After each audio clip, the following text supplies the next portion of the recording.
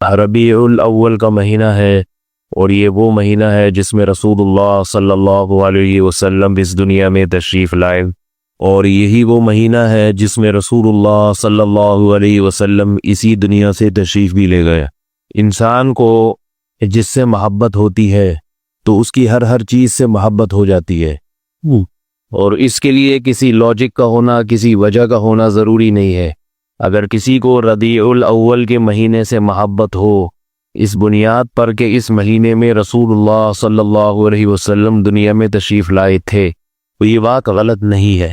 لوگ اپنے والدین کی قبر کی زیارت کرتے ہیں، قبر سے محبت ہو جاتی ہے، حالانکہ قبر مٹی ہے اور اس میں والدین نظر بھی نہیں آتے، وہ تو قبر کے اندر ہوتے ہیں۔ اسی طرح انسان کو اس جگہ سے محبت ہو جاتی ہے جہاں اس کے دوست، متعلقین یا وہ خود رہا ہو۔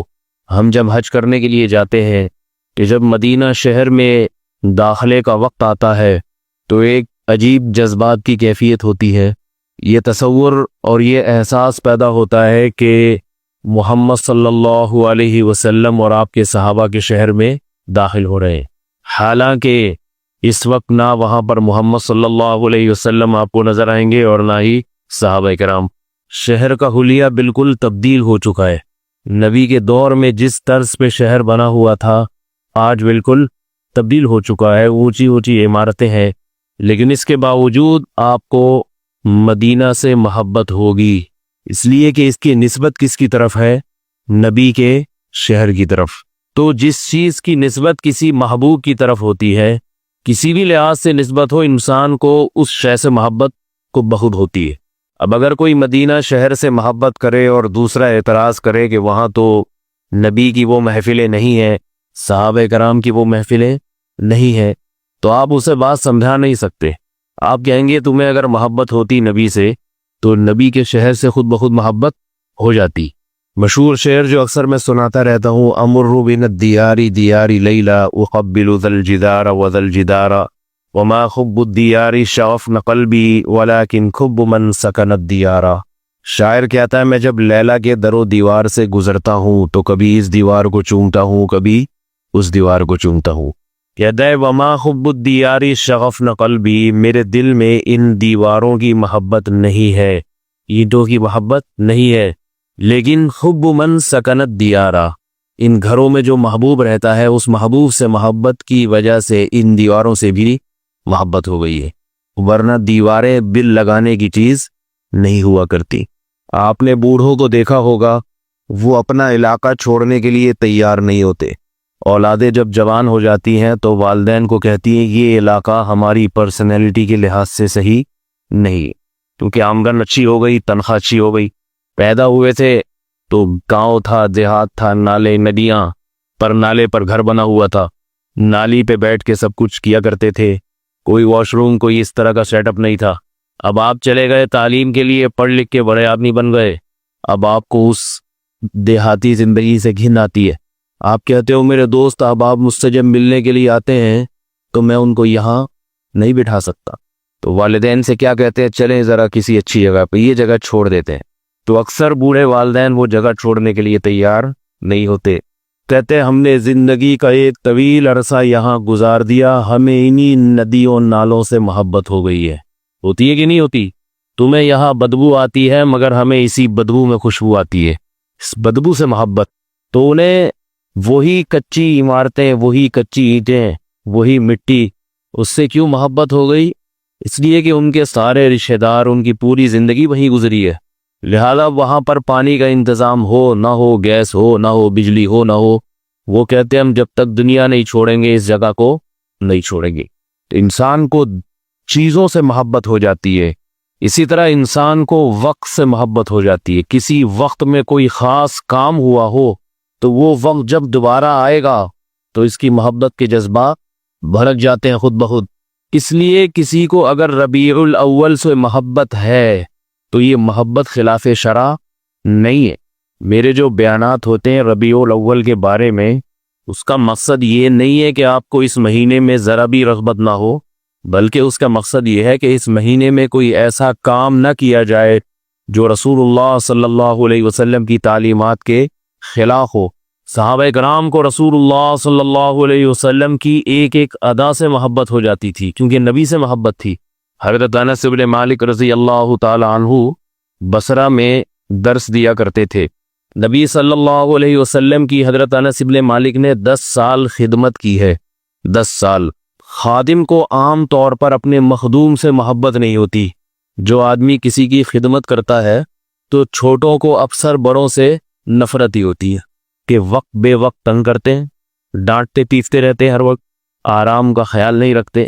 کسی بھی ادارے میں چلے جائیں، ملازم سے پوچھیں کہ ہاں بھائی سیٹھ صاحب کیسے آدمی ہے، تو اگر سیٹھ صاحب سن رہے ہوں گے تو بڑی تعریفیں کرے گا، بڑے اچھے ہیں ماشاءاللہ۔ لیکن ذرا تنہائی میں لے جا کے پوچھیں تو اتنا بولے گا، کہہ رہا ہے ایک عذاب میں رکھا ہوا ہے، تنخواہ بڑھاتا نہیں ہے، کام ایسے لے رہا ہے جیسے میں گدھا ہوں، انسان نہ ہوں۔ کسی کمپنی میں چلے جائیں تو جتنے امپلائیز ہیں وہ اپنے باس کے خلاف اس طرح کی باتیں کر رہے ہوتے ہیں۔ اسکول میں چلے جائیں تو ٹیچرز جو ہے وہ پرنسپل کے خلاف بول رہے ہوں گے۔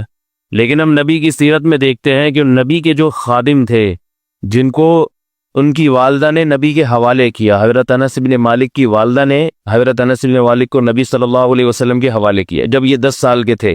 حوالے کیا کہ یا رسول اللہ، یہ آپ کا خویدم، ہادہ خویدم، خویدم کہتے ہیں چھوٹا سا خادم، یہ چھوٹا سا منا سا خادم ہے آپ کا۔ اور حضرت انس فرماتے ہیں خدمت النبی صلی اللہ علیہ وسلم 10 سنوات، میں نے نبی کی 10 سال خدمت کی ہے۔ 10 سال تھوڑا عرصہ نہیں ہوتا۔ تو اس خدمت میں فرماتے ہیں واللہ ما آبنی رسول اللہ صلی اللہ علیہ وسلم قط، فرماتے ہیں اللہ کی قسم، 10 سال کے عرصے میں نبی نے میرے کسی کام میں عیب نہیں نکالا۔ کوئی کام میں نے کیا ہو تو نبی نے کبھی یہ نہیں کہا کہ یہ کیوں کیا، اور کوئی کام میں نے اگر نہیں کیا تو نبی نے اس 10 سال میں ایک مرتبہ بھی نہیں فرمایا کہ یہ کیوں نہیں کیا۔ سمجھ میں آ رہی ہے بات؟ کوئی کام ذمے میں لگایا، اگر وہ نہیں کیا انہوں نے، کوئی بات نہیں کیا، جانے دو، خود کر لیتے یا کسی دوبارہ کہہ دیتے۔ لیکن ایک تھوڑا سا یہاں یاد رکھیں، زمانے کے لحاظ سے حکام بدلتے ہیں کہ نہیں بدلتے، تو اس کا مقصد یہ ہے کہ خادموں سے اچھا سلوک کیا جائے۔ لیکن اگر آپ دیکھ رہے ہیں کہ وہ اچھا سلوک مہنگا پڑ رہا ہے، اگر آپ آج کل کے خادموں سے، مزدوروں سے، ملازمین سے یہ سیٹ اپ چلانا شروع کر دیں گے، آپ نے کوئی جنرل اسٹور خریدا، اس میں ایک ملازم رکھ لیا کہ تو یہ بیچا کر، جیسے لوگ رکھتے ہیں نا ملازم، جنرل بڑے بڑے اسٹور جو ہے اس میں ملازمین کو رکھا جاتا ہے، آپ نے رکھ لیا۔ آپ نے حدیث سنی کہ نبی صلی اللہ علیہ وسلم کے اخلاق اتنے اچھے تھے کہ کبھی یہ نہیں کہا اپنے خادم کو یہ کام کیوں کیا اور یہ کیوں نہیں کیا، تو آپ کو بھی جوش آیا، آپ نے بھی اپنے ملازم کو کھلی چھوٹ دے دی۔ سمجھ آ رہی ہے بات؟ تو آج کل کے جو ملازمین ہیں، تھوڑی دیر میں، تھوڑے دنوں کے بعد آپ کو خود قابل فروخت بنا دیں گے، آپ خود اس اسٹور میں بکنے کے لیے بیٹھے ہوئے ہوں گے کہ مجھ پہ اتنے قرضے چڑھ گئے ہیں، مجھے کسی کے پاس گرگی رکھوا کے وہ قرضے اتار لو۔ تو ملازم میں بھی تھوڑا سا فرق ہوتا ہے، اس لیے ہر دیکھ کے چلنا چاہیے، انسان کھینچ کے رکھے تب صحیح چلے گا۔ لیکن اگر کوئی صحیح چل رہا ہے، کسی کے حالات سے پتہ چل گیا کہ نیک آدمی ہے، چور اچکا نہیں ہے، مخلص ہے، تو پھر اس کی غلطیوں کو نظر انداز کیا جائے۔ یہ تھوڑے دن میں اندازہ ہو جاتا ہے نا کہ یہ آدمی 1 نمبر ہے یا 2 نمبر، تھوڑے دن میں پتہ چل جاتا ہے نا ملازم کے بارے میں، کام چور ہے یا واقعتاً محنتی ہے۔ تو اگر تو پتہ چل گیا کہ کام چور ہے، فراڈی ہے، پیسے چوری کرتا ہے، پھر تو لگام دے، اس کو کھینچ کے رکھے۔ لیکن اگر اندازہ ہو جائے کہ نہیں، نیک آدمی ہے، صالح آدمی ہے، کبھی کبھار غلطی ہوتی ہے، تو پھر اس سے حسن سلوک کا حکم ہے، اچھا سلوک کیا جائے، اس کی غلطیوں کو نظر انداز کیا جائے۔ اور اس زمانے میں تو یہ اس لیے بھی ضروری ہے کہ اچھے لوگ بہت کم ہو گئے، شارٹ ہے مارکیٹ سے، مہنگے نہیں ہوئے، شارٹ ہو گئے ہیں۔ 100 میں کوئی ایک ملازم نکلتا ہے صحیح آدمی، ڈنگ کا۔ حضرت موسیٰ علیہ السلام کا واقعہ قرآن مجید میں کہ حضرت موسیٰ علیہ السلام جب مدین ہجرت کر کے گئے ہیں، 2 خواتین کو، 2 لڑکیوں کو پانی پلایا انہوں نے۔ ان لڑکیوں کے والد نے حضرت موسیٰ علیہ السلام کو بلایا کہ تم نے میری بچیوں کی خدمت کی ہے، اس کا میں تمہیں معاوضہ دینا چاہتا ہوں۔ حالانکہ حضرت موسیٰ نے یہ خدمت فری میں کی تھی، کسی معاوضے کے بدلے میں نہیں کی تھی۔ لیکن حضرت موسیٰ کی جب ان بزرگ کی بیٹیوں نے بتایا کہ ایک نوجوان نے خود لوگوں کے رش میں گھس کے ہمارے لیے ڈول سے پانی نکال کے ہمیں دیا ہے، تو ان کے والد کو خیال آیا کہ اس نے میری بچیوں کی خدمت کی، اس کو اس خدمت کے عوض میں کچھ بدلہ ملنا چاہیے۔ کہ اس سے معلوم ہوا کہ اس زمانے میں لوگ اگر کوئی فری میں خدمت کرتا تو اس کو بھی بدلہ دینے کی کوشش بولو بھائی کر فٹ. اور آج مزدور کو سارا دن کام لگائے گا، پیسے پھنسا کے رکھتے ہیں اس کے. تو نہ تو کام لینے والے میں دیانت اور نہ کام کرنے والے میں دیانت، وہ بھی چوری کرتا ہے اور یہ کون سا اپنے حقوق پورے کرتا ہے، اس کو لٹکا دے گا. تو ایک طرف ان کا تقویٰ دیکھیے، انہوں نے کہا کہ اس نوجوان نے میری بچیوں کی، کمزور بچیوں کی خدمت کی ہے اللہ کے لیے، یہ اس کا اور اللہ کا معاملہ ہے، مگر میں تو اس کو معاوضہ دوں نا. مجھے بھی تو کوئی ملازم، اگر میں کسی ملازم سے کام لیتا تو پیسے دیتا نہیں دیتا، تو اپنی بچیوں کو بھیجا کہ جاؤ اس کو بلا کے لاؤ. فجاءته احداهما تمشي على استحياء، اللہ فرماتے ان دونوں بچیوں میں سے ایک بچی آئی حضرت موسیٰ کے پاس حیا کے ساتھ چلتی ہوئی. حالانکہ یہ ابھی موقع نہیں ہے اس کے بیان کرنے کا، اصل مقصد تو قرآن یہ بتانا چاہ رہا ہے کہ اس بچی نے حضرت موسیٰ کو بلانے آئی. چاہے بچی آئے کوئی بھی آئے، اس کو ہائی لائٹ کرنے کی کیا ضرورت ہے؟ لیکن چونکہ اس بچی کی طبیعت میں حیا تھی، اس کی چال میں حیا تھی، اس لیے اللہ نے اس بات کو بھی بیان کر دیا تاکہ قیامت تک آنے والی مسلمان بچیوں کو اور خواتین کو پتہ چل جائے کہ اللہ مسلمان عورت میں حیا کو دیکھنا چاہتے ہیں. بے حیائی اللہ کو عورت میں پسند نہیں ہے، اس کی چال میں بھی حیا دیکھنا چاہتے ہیں. چال میں حیا کیسے ہوتی ہے؟ جب گلی میں محلے میں چلے تو کنارے پہ چلے، روڈ کی بیچ میں نہ چلے. اس سے پتہ چلتا ہے. نظر جھکی ہوئی ہو، اس سے پتہ چلتا ہے. اگر جا رہی ہے اوپر دیکھتے ایسے ایسے جا رہی ہیں، یہ کون آ رہا ہے، ادھر سے کون جا رہا ہے، اس گلی میں فلاں کا کس سے چکر چل رہا ہے، کون کس سے موبائل پہ بات کر رہا ہے. آج عمومی طور پر خواتین کو سب کچھ پتہ ہوتا ہے، سب کی خبر. بھائی اپنے کام سے کام رکھو، گلی کے کنارے پہ آپ ایک طرف سر نیچے کر کے چلی جائے. اور حیا کا پتہ چلتا ہے پردے سے، جسم کی نمائش کرتے ہوئے جا رہی ہے یا جسم کو مردوں سے چھپاتے ہوئے جا رہی ہے. حج کے دوران اس کا مشاہدہ ہوتا ہے کہ عورت کی طبیعت میں حیا کسے کہتے ہیں اور جس کی فطرت میں بے حیائی ہو وہ کیا ہوتا ہے، وہاں پتہ چلتا ہے. وہاں مرد اور خواتین کا بسا اوقات اختلاط ہو جاتا ہے. بسوں میں، پیدل راستوں میں جن خواتین کی طبیعت میں حیا ہوتی ہے ان کو اس سے بڑی تکلیف ہوتی ہے کہ کوئی مرد میرے قریب سے کیوں گزر رہا ہے، بہت تکلیف ہوتی ہے. بس میں اس کا خیال کرتی ہے کہ کوئی مرد، اگر کوئی مجبوری میں مرد قریب کھڑے ہو جائے تو ان کو بہت سخت طبی طور پر احساس ہو رہا ہوتا ہے کہ یہ کیا ہو رہا ہے. ہم نے بعض خواتین وہاں دیکھی کہ وہ اپنے شوہر سے لڑ رہی ہیں بسوں میں کہ یہ آدمی ادھر کھڑا ہوا ہے، اس کو بھگاؤ یہاں سے. وہاں تو ہر قسم کے لوگ آگے کھڑے ہو جاتے ہیں، مجبوری میں کچھ جان کر شوق نہیں ہوتا، لیکن ان کو تکلیف ہے. شوہر سے لڑ رہی، شوہر کہہ رہے کیسے بھگاؤں، جگہ ہی نہیں ہے، نہیں بھگاؤ ورنہ یہاں سے اترے ہم، کیونکہ زندگی بھر کبھی کسی مرد کے ساتھ کھڑی نہیں. یہ ہوتی ہے طبیعت میں حیا. اور بعض ایسی بھی ہے کہ ان کو فکر ہی نہیں، وہ بلکہ آئٹ پیس تھوڑا سا آپ کی طرف جائیے نا، تھوڑا سا اس طرف ہو جائے، جگہ خالی کریں، ادھر اور بھی لوگوں نے آنا. میں یہ نہیں کہہ رہا کہ وہ کوئی بری نیت سے، لیکن ایسا لگتا ہے کہ ان کے یہاں کوئی یہ نارمل بات ہے. تھوڑا سا پلیز اور اس طرف کو ہو جائیے آپ. انہوں نے بھی آنا ہے، حج کرنے آئیے، آپ خبرہ کرنے آئیے. حجر اسود پہ دیکھیں کتنی حجر اسود کا بوسہ لینا مستحب عمل ہے. عورت کا اپنے آپ کو مردوں سے بچانا فرض ہے. پردے دار خواتین کو دیکھا کہ وہ بہت دور سے طواف کرتی ہے، لمبا چکر ہو جائے، 15 منٹ کا طواف 1 گھنٹے میں ہو جائے قبول ہے، لیکن مردوں کے ساتھ مل کر ہو یہ قابل قبول نہیں ہے. ان کی طبیعت اس کو گوارا نہیں کرتی. اور وہ خواتین گھس جاتی تھی وہ حجر اسود کا بوسہ لینے کے لیے، مردوں میں پس رہی ہیں. اور جب ایسے مردوں کے مجمع میں گھسیں گی، حجر اسود کا بوسہ لیا تو اس کے بعد ایسے فتح کے نشان بنائے جیسے کشمیر فتح ہو گیا ہے، اور بڑی خوش، اور پھر باتیں بھی کر رہی ہیں، تو نے بوسہ لے لیا حجر اسود کا؟ کیا نہیں، میں تو نہیں لے سکی، اب تک اتنے لوگ تھے، میں تو لے کر آئی ہوں.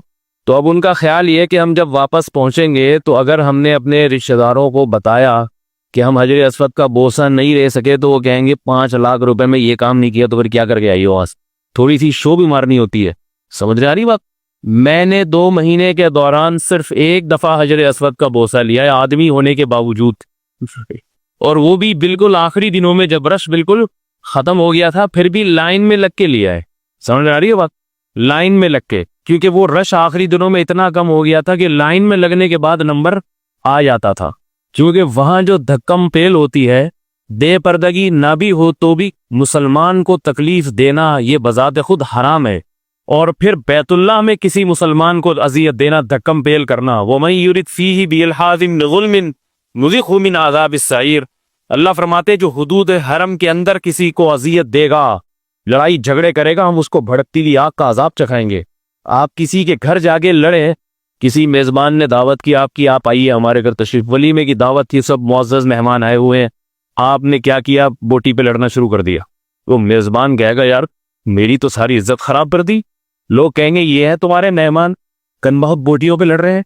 मेज़बान की इज्जत खराब होती है नहीं होती? तो कहेगा लड़ना था बाहर जाके, घर जाके लड़ते भाई, यहाँ तो कम से कम। तभी मेज़बान ये चाहता है कि अच्छे ड्रेस में आए, चाहता है नहीं चाहता, इससे मेरी इज्जत होगी। ऐसी धोती बनियान में उठ के आ गया तो वो मेज़बान छोड़िए हॉल छोड़ के चला जाएगा, बोलेगा मैं हुई नहीं, मैंने ये दावत की नहीं है, ये कोई और साहब है, तो मैं गलती से मेरे नाम पे आ गए। इतनी बेइज्जती महसूस होगी। तो लड़ाई झगड़ाई में तो और होती है। अब आप वहां बोटी पे लड़ रहे हो, कह रहे ये मैं खाऊंगा रान की बोटी, वो कहेगा नहीं ये मैं खाऊंगा, और दलील ये दे रहे हैं कि देखो मेज़बान ने इतनी मोहब्बत से पकाया है इसलिए कि हम खाएं, लिहाजा ये मैं खाऊंगा। यानी नाम किसका लिया जा रहा है? मेज़बान को खुश करने का। मेज़बान कहेगा मैंने मोहब्बत से पकाया था मगर लड़ाई के लिए नहीं, मोहब्बत से खाने के लिए। तो अल्लाह ने बैतुल्लाह के दीवार में हजर अस्वद को लगा दिया, जन्नत से आए हुए पत्थर को, उसको मुबारक मुकद्दस मुतबर्रिक बना दिया, इसीलिए कि ताकि लोग उसका बोसा लें, लोग अकीदत में उसको चूमें, मगर इसलिए नहीं कि इस चूमने में लड़ाई का मुजाहिरा करे। वो अगर कोई आराम से चूम सकता है चूम ले, तो अल्लाह ने दूसरा एक ऑप्शन भी रखा है कि भाई हाथ से इशारा कर दे, हाथ से इशारा कर दो, क्योंकि अल्लाह को पता था यहाँ रश बहुत होगा, सबके लिए चूमना नहीं है। चूम सकते हो आराम से चूम लो, नहीं तो हाथ का इशारा भी काबिल कबूल है। नबी ने तो छड़ी का इशारा भी किया है, लेकिन ये कहता नहीं मैं इन बोटियों पे लड़ूंगा। अल्लाह के घर जाके जो धक्कम पेल, वो उधर से उसकी कमीज पकड़ के खींच रहा है, देखा ही होगा आप सबने मंजर। तो कई लोग मुझसे पूछते थे आपको 1 महीना हो गया, 1.5 महीना हजर अस्वद का बोझा लिया? मैंने कहा नहीं लिया। इसीलिए नहीं लिया कि जब वहां जाके 2-4 की लातें खींच के घसीटना पड़ता, और फिर घसीट के अगर छोड़ोगे फौरन चिपक जाएगा। वहां जाके घसीट के पीछे लाओ, 2 आदमी खड़े करो, तुम जरा इसकी टांगे पकड़ के रखो, मैं दूसरा घसीट के ला रहा हूं। ऐसे 25-30 मुस्टंडे अपने साथ लेकर जाएं, खींच खींच के पकड़ाते रहें, और फिर जाएं। फिर खवातीन का एक उनमें घुसना एक अलग। तो मर्दों से तो आदमी लड़ सकता है, उन खवातीन से क्या लड़ेगा, उनको भी धक्के देगा। मुल्तजम पे एक मर्तबा में खड़ा हुआ दुआ मांग रहा था, जब जरा रश कम हुआ मैंने कहा चलो अब यहाँ मुल्तजम पे खड़े होते हैं, वहां की बड़ी फजीलत है, बैतुल्लाह के चौखट पे खड़े होकर दुआ मांग रहा हूँ, अल्लाह बदनजरी से हिफाजत फरमा, औरत के फितने से हिफाजत फरमा। और एक खातून मजमे में घुसी और बिल्कुल ऐसे मेरे साथ चिपक गई कि मुझे भागने की जगह तो वहां होती नहीं ना, रश। तो मैं वो सारी दुआएं छोड़ गया, अल्लाह इस कमबख्त से मेरी हिफाजत फरमा। फिलहाल ये वाला इश्क जवान औरत मर्द के साथ चिपकी हुई हो तो बहरहाल आदमी तो आदमी है, वो बाकी चीजें भास में है, आदमी पहले। मैं परेशान कि मैं यहाँ हज करने आया हूँ या, और वो भी बड़े इखलास से खड़े होकर दुआ मांग रही है। मैंने कहा शायद ये मांग रही है अल्लाह इन मौलवी साहब के फितने से मुझे बचा, और मैं ये दुआ मांग रहा हूँ अल्लाह फिलहाल इससे बचा ले, बाकी कर बाद में, फिर इंशाल्लाह बाकी किससे बचाना ये बाद में। अल्लाह का करना ये हुआ कि मैं तो बहुत जोर लगा रहा था कि मैं यहाँ से हटूं किसी तरीके से, तो एक धक्का जोरदार किस्म का आया। अब पता नहीं किसका धक्का था, हमने देखा भी नहीं। उस धक्के ने उठा के मुझे दाएं से बाएं कर दिया, तो वो मेरी खुद बखुद शायद वो दुआ कबूल हो गई होगी। वो धक्का भी रश का था, धक्का आया और दूर जाके मैं खुद बखुद घिसटता हुआ चला गया। तो भाई अल्लाह ताला कुरान मजीद में क्या फरमा रहे हैं, फजाअतहु इहदाहुमा तमशी अला इस्तिहया। आपने वहां सऊदी अरब की जो असल अरब औरतें हैं उनको भी तवाफ करते हुए देखा होगा, सर के बाल से लेके पांव तक जमीन तक ढकी हुई होती हैं वो। और नबी सल्लल्लाहु अलैहि वसल्लम ने औरत का जो बुरका करार दिया है, जो चादर पर्दे के लिए, फरमाया कि युरखीन शिब्रन, एक बालिश जमीन पे घिसटनी चाहिए। वो औरत का जो चादर है, लिबास है, वो जमीन पर बोलो भाई घिसटता हुआ जाना चाहिए।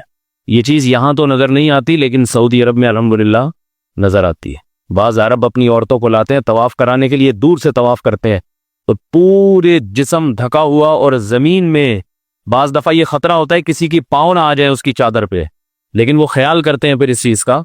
मगर वो पर्दा जो हदीस में जिसका तस्करा मिलता था, जो आज हमारी कौम में खत्म हो चुका है, वहां उसका हम जब ये हदीस पढ़ते थे कि एक बालिश जमीन पे चादर घिसटे, तो हम कहते थे ये कैसे मुमकिन है, लेकिन अवली तौर पर अल्लाह ने दिखा दिया कि मुमकिन है, लोग कर रहे हैं। اور آج ہماری خواتین کے جو چادر ہے وہ اوپر اٹھتے اٹھتے اٹھتے اٹھتے وہ لباس بن گیا کہ اب آدھی آدھی پلیاں نظر آ رہی. مردوں کو شلوار حکم تھا کہ ٹخنوں سے اوپر رکھیں، مردوں کی شلوار نیچے تک گھسٹ رہی ہیں اور خواتین کی شلواریں اوپر کو اٹھ رہی ہیں. تو اللہ نے حضرت موسیٰ علیہ السلام کی طرف جو خاتون آئی ان کو بلانے کے لیے، جو بچی آئی، اس کے بارے میں کیا فرمایا؟ تمشی علی استحیاء قالت ان ابی یدعوک، میرے والد تمہیں بلا رہے ہیں، لیجزیک اجر ما سقیت لنا، تاکہ تمہیں بدلہ دے اس خدمت کا جو تم نے ہماری خدمت کی ہے. مختصر کلام، لمبی چوڑی تفصیلات نہیں، مختصر بات جو والد نے اور والد نے کیوں بھیجا پیغام، یہ بھی قرآن میں آتا ہے کہ ان والد کے کوئی نرینہ اولاد نہیں تھی، 2 بیٹیاں تھی بس. یہ اس لیے بتایا جا رہا ہے کہ اگر بیٹے ہوتے تو پھر کام کاج کے لیے، خدمت کے لیے، کنویں سے پانی نکالنے کے لیے بیٹوں کو بھیجا جاتا، بیٹیوں کو نہیں بھیجا جاتا. آج کسی کے گھر میں بھی جا کے بیل بجاؤ، بیٹا پڑا ہوا ہوگا بستر پہ مسٹنڈا، بچیاں آ کے دروازہ کھولتی ہیں. تو بھائی گھر میں یہ تربیت کریں کہ جب کوئی گیٹ پر آئے گا تو لڑکوں کو ذرا لگائیں 2-4 چیز کے کہ تو کمباؤد یا کیا روٹیاں توڑنے کے لیے بیٹھا ہوا ہے. یہ روٹیاں توڑنے کے لیے آج کی جو نوجوان نسل ہے نا، یہ باپ کے ساتھ صرف روٹیاں توڑنے کے لیے بیٹھی ہوئی ہے. بولو تو یا کیوں، میں نے تجھے کیوں اتنا پال پوس کے جو جوان کیا، میرا جو کام تھا وہ تو کر دیا، اب تیرا کام ہے میری خدمت کر. تو دروازہ تو کھول جا کے. تو نہیں کھولے گا دروازہ، وہ جب ہی کھولے گا جب پولیس آئے گی، ورنہ نہیں کھولے گا. ٹیلی فون پہ بھی کوشش کیا کریں حتی الامکان، جب ٹیلی فون کی گھنٹی بجتی ہے تو پھر مردوں کو کہیں کہ وہ فون اٹھا کے ریسیو کیا کریں. ہاں کوئی مرد نہیں ہے گھر میں تو ایک الگ مسئلہ ہے، یا نمبر سے پتہ چل گیا کہ اپنے ہی کوئی جان پہچان والے ہیں تو بھی اننون نمبر ہے تو وہ تو پہلے مرد اٹھائے. مرد نہ ہو گھر میں وہ ایک الگ بات ہے. تو خیر میں یہ کر رہا تھا، حضرت موسیٰ علیہ الصلاۃ والسلام جب گئے ہیں تو ان بچیوں کے والد نے کیا کہا؟ انی ارید ان انکحک احدی ابنتی ہاتین علی ان تأجرنی 8 حجج، کہ میں یہ چاہتا ہوں اپنی ایک بچی کا نکاح آپ سے کر دوں، مہر کیا ہوگا؟ 10 سال بکریاں چرائیں آپ. تو 8 سال بکریاں چرائیں. فإن أتممت 10 فمن عندک، اگر یہ پورے 10 کر دیں تو یہ آپ کی طرف سے ہو جائے گا. تو حضرت موسیٰ نے کیا فرمایا؟ ذالک بینی و بینک، یہ ایگریمنٹ میرے اور آپ کے درمیان ہو گیا.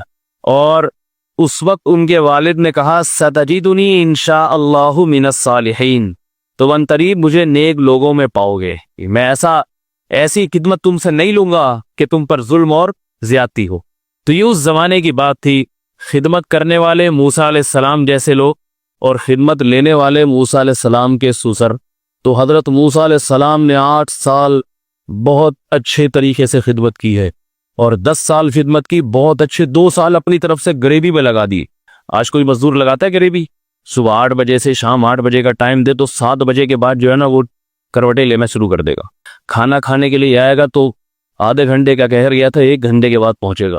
ملازمین جو دفتروں میں ملازمتیں کر رہے ہیں ان کی حالت تو سب کیا ہم سب اس میں شامل ہیں، کیا کرتے ہیں. خیر بات کہاں سے کہاں نکل گئی. تو میں یہ عرض کر رہا تھا کہ حضرت انس ابن مالک رضی اللہ تعالیٰ عنہ نے نبی صلی اللہ علیہ وسلم کی خدمت کی 10 سال. فرماتے ہیں کہ نبی نے کبھی میرے کسی کام میں عیب نہیں نکالا. فرماتے ایک مرتبہ نبی نے مجھے کسی کام سے بھیجا اور میں بچوں میں کھیلنے لگ گیا. آپ صلی اللہ علیہ وسلم انتظار میں بیٹھے، جب باہر آئے تو دیکھا یہ تو کھیل رہا ہے بچوں میں. کچھ بھی نہیں کہا، محبت سے سمجھایا کہ میں نے تمہیں فلاں کام کے لیے بھیجا تھا. میں اور آپ ہوتے ایک رکھ کے چماٹ لگا. مسجد میں اگر کبھی کوئی غلطی سے بچہ آ جائے، ویسے تو کوشش یہی ہوتی ہے کہ بچے مسجدوں سے دور رہے، وہ ٹی وی کے آگے بیٹھے رہے، مسجد سے ان کا کوئی تعلق نہ ہو. لیکن اگر کوئی بچہ غلطی سے آ گیا تو ہماری کوشش ہوتی ہے یہ بچہ وہی کام کرے جو بزرگ حضرات کر رہے ہیں. اتنا نیک شریف تسلی کے ساتھ کونے میں بیٹھ جائے، تسبیحات میں مشغول ہو جائے، اللہ کو خوف سے روئے، نماز روزہ زکوٰۃ میں لگا رہے. میرے بھائی اگر اس نے یہ کام کرنے تھے تو وہ بچہ کیوں تھا؟ اپنے بچپن کو سوچ لیا کریں، کیا ہم اپنے بڑھاپے میں یہ کام نہیں کر رہے؟ اس کے بچپن میں کیسے کرے گا وہ؟ پھر اس کو ایسا کوٹتے ہیں، ایسا مارتے ہیں، ایسی گالیاں دیتے ہیں، اور تو اس سے وہ کہتا ہے کہ بھائی میں ٹی وی کے سامنے ہی اچھا تھا، مسجد میں نہ آتا. نبی صلی اللہ علیہ وسلم نے یہ بچوں کے معاملے میں اخلاق سکھائے ہیں.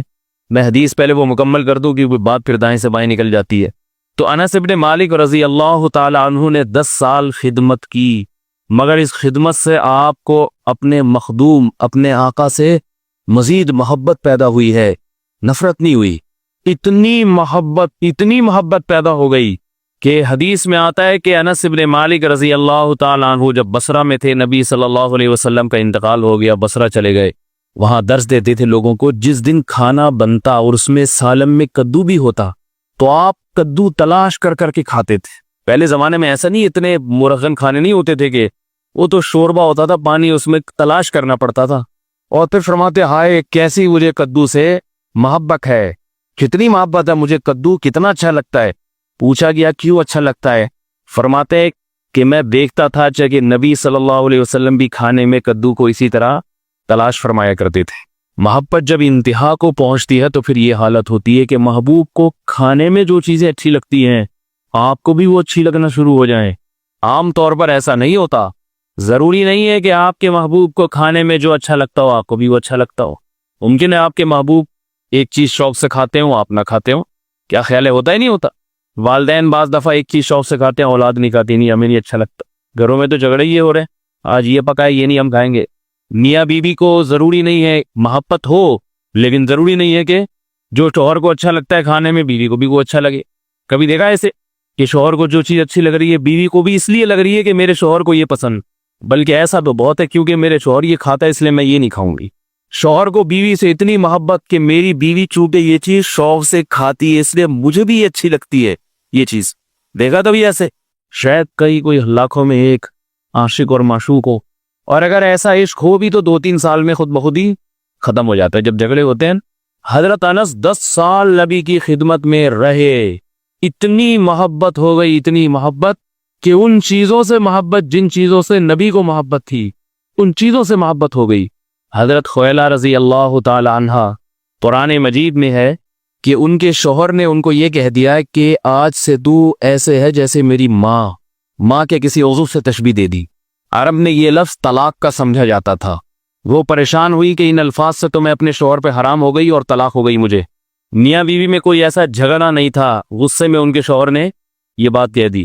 ہلال ابن امیہ الثقفی رضی اللہ تعالیٰ عنہ ان کے شوہر کا نام تھا۔ یہ نبی صلی اللہ علیہ وسلم کے پاس آئیں، آپ صلی اللہ علیہ وسلم وضو فرما رہے تھے۔ عرض کیا یا رسول اللہ کچھ میرے لیے، جیسے لوگ 3 طلاقیں دے کے آ جاتے ہیں نا، بھائی مفتی صاحب کچھ تو گنجائش کرو۔ شوہر نے 3 طلاقیں نہیں دی تھی، یاد رکھیں۔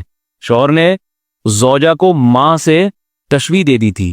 ماں کے کسی عضو سے تشبیہ دینا یہ زہار کہلاتا ہے۔ زہار عربی میں کسی محرم رشتے کے کسی جسم سے تشبیہ دے دینا یہ زہار کہلاتا ہے۔ تو شوہر نے زہار کیا تھا، اس کا حکم اسلام میں موجود نہیں تھا کہ اس میں ہوگا کیا، طلاق کے احکام تو موجود تھے، اس کا نہیں تھا، لیکن جاہلیت کے دور میں اس کو طلاق ہی سمجھا جاتا تھا۔ تو ان کی بیوی پریشان ہوئی، نبی کے پاس آئیں کہ میری اولاد بھی ہے۔ آپ صلی اللہ علیہ وسلم نے فرمایا میرے پاس کوئی رخصت نہیں ہے، آپ تو خود اللہ کے حکام کے تابع تھے۔ ان کو اندازہ ہوگی، اس سے یہ بھی پتہ چلتا ہے کہ مفتی کسی کی بیوی کو حلال، بولو بھائی مفتی کا کام ہے مسئلہ بتانا۔ لوگ آگے کہتے ہیں مولوی صاحب کچھ تو کرو، بھائی میں کیا کروں، طلاقیں آپ نے دی ہیں اور ایپلیکیشن حلال کرنے کی ہمیں دے رہے ہو۔ ہم نے تو جب نکاح پڑھایا تھا حلال کر کے دے دی تھی، کیا خیال ہے؟ اس وقت تو آپ نے ہم سے پڑھوایا، خود نہیں پڑھا، تو جب چھوڑنا تھا تو بھی ہم سے پوچھ کے چھوڑتے نا۔ 100 میں کوئی ایک کیس آتا ہے جو مولوی صاحب سے پوچھ کے چھوڑتے ہیں، پھر مولوی صاحب اس کو چھوڑنے کا صحیح طریقہ بتاتے ہیں کہ اس طرح سے چھوڑو اگر چھوڑنی ہے تو۔ شریعت کے بتائے ہوئے طریقے کے مطابق چھوڑیں گے تو ندامت نہیں ہوگی، واپسی کا آپشن بولو بھائی رہے گا، واپسی کا راستہ، طلاق بھی ہو جائے گی اور واپسی کا راستہ بھی کھلا رہے گا، تاکہ بعد میں اگر آپ کو ندامت ہو تو اس کی طلاق بھی ہو جائے گی۔ اور اپنی مرضی سے دھر کر کے 3 فائر کر دیں گے تو پھر اسے کوئی بھی حلال نہیں کر سکتا۔ اس کے لیے پھر اہل حدیث حضرات ہیں، ان سے رابطہ کریں، وہ آپ کو حلال کر کے دے دیں گے، مگر ان کے حلال کرنے سے حلال ہوگی نہیں، یاد رکھو، کیونکہ یہ مسئلہ قرآن سے بھی ثابت ہے، احادیث سے بھی ثابت ہے اور صحابہ کے اجماع سے ثابت ہے۔ اس پر پوری امت کا، اسلاف کا اجماع تھا، کوئی ایک بھی اس میں مخالفت کرنے والا نہیں ہے اسلاف میں۔ اس لیے اہل حدیث حضرات کا فتویٰ اس بارے میں 100% غلط ہے، اور وہ جو دلیل لیتے ہیں وہ ادھوری دلیل لیتے ہیں۔ کسی نے فتویٰ دیا ہو میرے پاس لے کر آئے، میں اس کو بتاؤں گا یہ حدیث کا ترجمے میں گڑبڑ کر رہے ہیں، یا تو وہ حدیث کے ترجمے میں گڑبڑ کر دیتے ہیں، سمجھ آ رہی ہے بات؟ یہ پوری حدیث بتاتے نہیں ہیں، عوام کے سامنے پرچے پہ ایک حدیث ہوتی ہے، وہی حدیث میں آتا ہے، تو آپ کسی مولوی صاحب کے پاس لے کر آئیں تو پھر مولوی صاحب آپ کو بتائیں گے۔ تو وہ نبی صلی اللہ علیہ وسلم کے پاس آئیں، عرض کیا کہ یا رسول اللہ کوئی گنجائش دیجئے، اور بار بار جب نبی نے مایوس کر دیا تو پھر ہاتھ اٹھا کے اللہ کی طرف، اللہ سے دعا مانگتا، وَتَشْتَكِي إِلَى اللَّهِ، اللہ سے شکایت کرتی، اے اللہ تو کوئی میرے لیے راہ پیدا کر دے۔ بار بار آئی، نبی نے فرمایا لا اجد لک رخصتا او کما قال، میں کوئی گنجائش نہیں پاتا، اس لیے کہ حلال حرام کرنا میرا کام نہیں ہے، یہ تو اللہ کا کام ہے، اس سے درخواست کر۔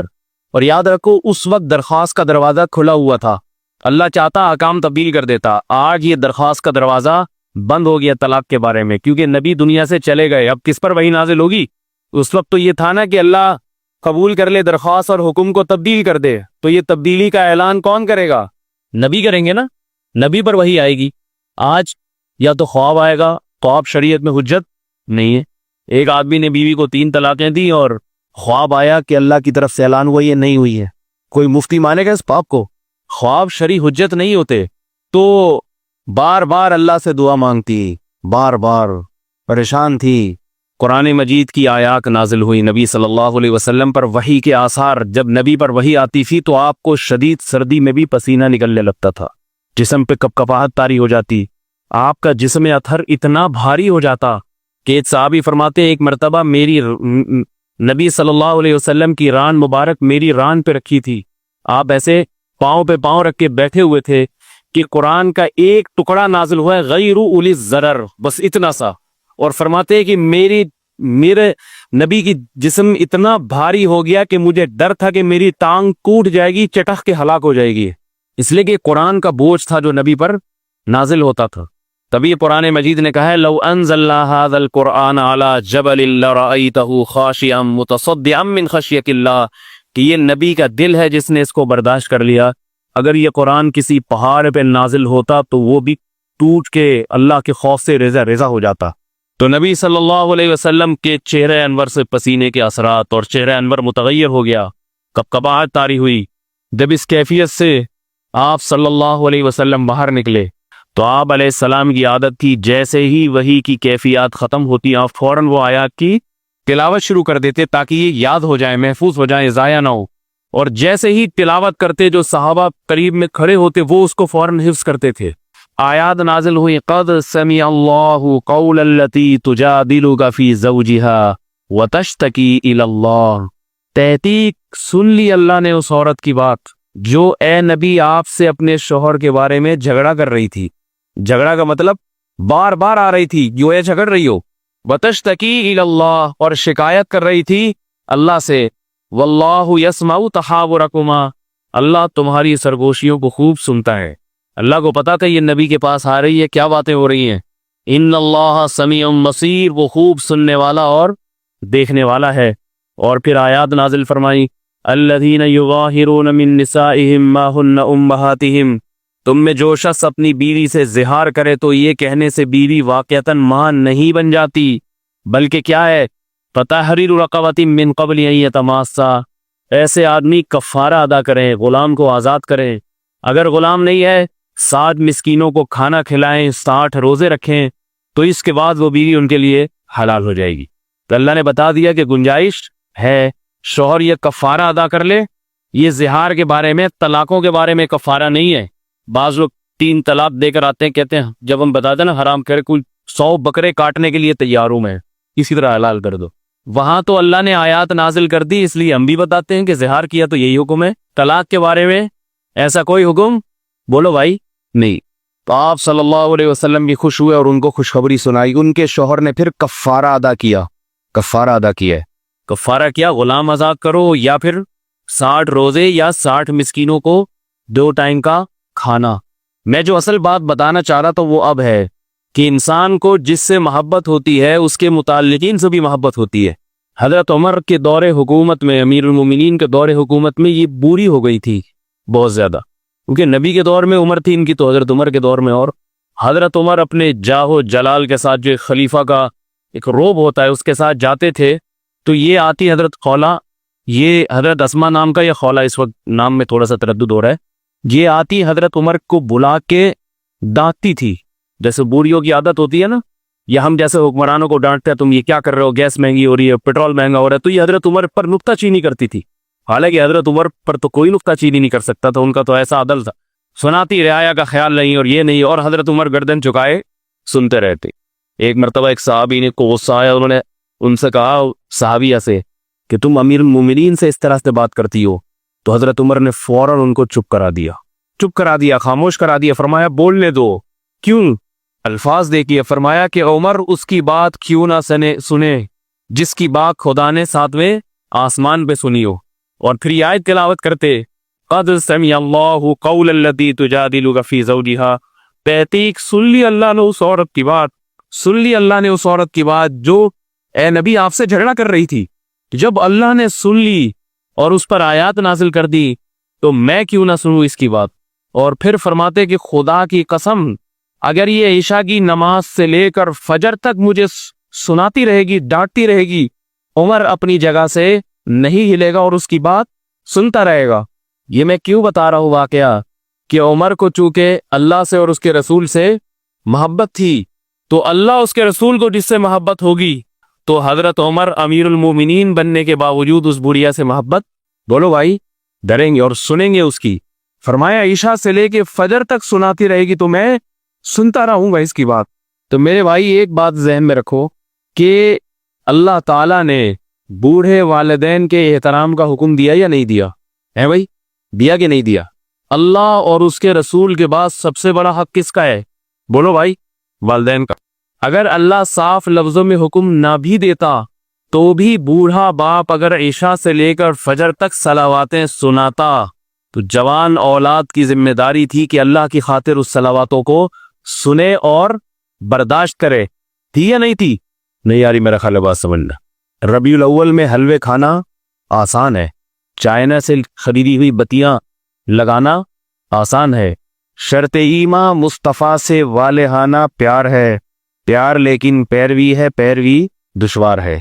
کسی شاعر نے کہا مصطفیٰ محمد صلی اللہ علیہ وسلم سے محبت جو ہے نا، عشق، یہ ایمان کی بنیادی شرط ہے، لیکن یہ ایمان کی شرط جو محبت ہے، یہ محبت ربیع الاول کے حلوے اور مانڈوں کو نہیں کہتے، یہ اتباع کو کہتے ہیں، جو کہ بڑی مشکل ہے، یہ بڑا مشکل کام۔ تو بوڑھے والدین اگر رات سے لے کے صبح تک سنائیں تو ان کی بھی نوجوان کو برداشت کرنی چاہیے۔ کس کے لیے؟ بولو بھائی، اللہ کے لیے۔ 1 منٹ کا غصہ آج کا جوان آدمی اپنے بوڑھے باپ کا برداشت نہیں کرتا۔ 1 منٹ کا غصہ، 1 منٹ کسی بات پہ وہ سنا دے تو یہ اس سے ڈبل سناتا ہے کھری کھری۔ بیوی کی سن لے گا 1 گھنٹے کی، باپ اور ماں کی نہیں سنتا۔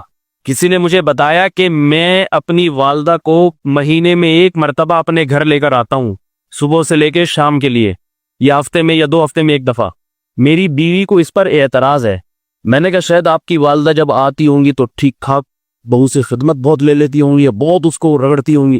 اول تو مہینے میں 1 دفعہ اگر رگڑتی بھی ہیں تو ساس کا اتنا تو حق ہونا چاہیے نا۔ 2 ہفتے میں 1 دفعہ اگر ساس بہو سے اتنا کام لے لے تو بڑوں کا اتنا تو حق ہونا چاہیے، نہیں ہونا چاہیے؟ غلط نہیں آ رہی بات سمجھنے؟ بڑوں کو اتنا تو حق دینا چاہیے نا کہ چلو روزانہ نہیں، ہفتے میں 2 دفعہ میری ماں کو برداشت کر لو۔ تو یہ بھی نہیں کہ وہ خدمت لیتی ہو، بس بیوی کو یہ اعتراض ہے کہ یہ یہاں پر آتی کیوں، اور والدہ اتنے موٹے آنسوؤں سے روتی ہے، کہہ رہے ہر طرح سے سمجھا لیا، سمجھ میں نہیں آ رہا۔ تو میں نے کہا کہ سمجھتے فراغ یفرغ فراغتن، فارغ کر دیں اسی عورت کو۔ طلاق ہر جگہ ناپسندیدہ نہیں ہے، بعض صورتوں میں طلاق دینا واجب بھی ہو جاتا ہے، لیکن آپ خود سے نہ دیں، پہلے کسی مولوی صاحب سے پوچھ لیں، یا آپ کا بھی بیوی ساس بہو کا جھگڑا ہوا، آپ نے کہا واجب ہے، نکال دیا، پھر تو کوئی گھر بچے گا ہی نہیں۔ کون سا گھر ہے جس میں ساس بہو کا جھگڑا نہ ہو؟ لیکن یہ جو کنڈیشن ہے، اتنا بھی برداشت نہیں۔ میں نے کہا اس کو بولو کہ تمہارا بیٹا اگر یہ حرکت کرے تمہارے ساتھ، جس بچے کو تم پال پوس کے سینے سے لگا کے رکھتی ہو اور اس کے لیے کیسی امیدیں لگا کے بیٹھی ہو، وہ بچہ جوان ہوتے اگر یہ حرکتیں شروع کر دے، تم پہ کیا گزرے گی؟ نبی صلی اللہ علیہ وسلم کے دور میں ایک صحابی کی موت کا وقت تھا، روح نہیں نکل رہی تھی، اتنے عذاب میں تھے وہ، صحابی ہونے کے باوجود، نبی کے ساتھ جہاد میں جنگوں میں شریک ہونے کے باوجود، موت کے وقت تکلیف ہو رہی ہے، روح اٹھی ہوئی ہے، نہیں نکل رہی۔ صحابہ آئے، عرض کیا یا رسول اللہ بہت سخت تکلیف میں ہے، دعا کریں ان کی روح پرواز کر جائے۔ اللہ کو جب کسی سے محبت ہوتی ہے نا تو قبر سے پہلے یہی نمٹا دیتے ہیں سارا حساب۔ صحابہ کرام سے اللہ کو محبت تھی تو اللہ نے یہی ان کے کوئی غلطی ان سے ہوئی تو یہی سزا دے دی ان کو تڑپ رہے ہیں، روح نہیں نکل رہی، عذاب میں، تکلیف میں۔ آپ صلی اللہ علیہ وسلم کو علم ہوا، آپ نے فرمایا کہ ان کی ماں سے پوچھو کہ ان کا اپنی ماں کے ساتھ کیسا سلوک تھا، کچھ ماں کے ساتھ بس سلوکیاں کی ہے جس کی یہ سزا مل رہی ہے۔ بلایا گیا ان کی والدہ کو، آپ نے فرمایا یہ بیٹا تمہارے ساتھ کیسا سلوک کرتا تھا؟ فرمایا کہ یا رسول اللہ جب سے شادی ہوئی تھی یہ بیوی کا ہو گیا تھا اور مجھے بھول گیا تھا، بیوی کا ہو گیا تھا، مجھے بالکل نظر انداز کر دیا۔ آپ نے فرمایا تم اس جرم کو معاف کر دو، یہ اس جرم کی وجہ سے یہ عذاب میں ہے، تکلیف میں۔ فرمایا کہ ایسے کیسے معاف کر دوں، اتنا عرصہ تڑپایا ہے، اتنا عرصہ تکلیف میں رکھا ہے، ایک دم سے معاف کر دوں؟ آپ صلی اللہ علیہ وسلم حکمت والے نبی تھے، رحمت للعالمین تھے۔ آپ نے فرمایا ٹھیک ہے، پھر لکڑیاں جلا کے ان کو آگ میں ڈال دو۔ کہا یا رسول اللہ ایک عورت کیسے برداشت کر سکتی ہے اپنے بیٹے کو آگ میں ڈالے؟ فرمایا یہ برداشت نہیں کر رہی، جہنم کی آگ برداشت کر رہی ہو بیٹے کے لیے۔ اگر یہ اسی حال میں موت واقع ہو گئی تو یہ تو جہنم کی آگ میں جو اس سے زیادہ سخت ہے۔ پھر ان کو خیال آیا اور انہوں نے اپنے بیٹے کو معاف کیا۔ آپ صلی اللہ علیہ وسلم عالم الغیب نہیں تھے، یقین نہیں تھا کہ یہ دل سے معافی ہے یا مجھے خوش کرنے کے لیے اوپر سے معافی ہے، اس لیے بھیجا کسی صحابی کو، جاؤ دیکھ کر آؤ ان کی روح نکلی ہے یا نہیں نکلی۔ دیکھ کر آئے، فرمایا یا رسول اللہ روح نکل گئی ہے۔ تو آپ صلی اللہ علیہ وسلم خوش ہوئے اس بات پر، اور یہ اس بات کی علامت تھی کہ واقعتاً دل سے معاف کیا۔ اللہ تعالی ہمیں ان ہستیوں سے محبت کی توفیق نصیب فرمائے جن ہستیوں سے اللہ نے محبت کرنے کا ہمیں حکم دیا ہے، اور اگر اللہ سے محبت ہوگی تو ان ہستیوں سے خود بخود محبت ہوگی۔ تو بعد میں جو لے کے چلا تھا وہ یہی تھی، بات کہاں سے کہاں نکل گئی کہ ربیع الاول کے مہینے سے بھی اگر کسی کو محبت ہوتی ہے اس لیے کہ نبی اس مہینے میں تشریف لائے، تو یہ محبت کوئی بری چیز نہیں ہے بلکہ محبت کا تقاضا ہے، مگر وہ کام نہ کیے جائیں جن سے نبی صلی اللہ علیہ وسلم نے روکا ہے۔ اللہ تعالی ہم سب کو سمجھنے کی، عمل کی توفیق عطا فرمائے۔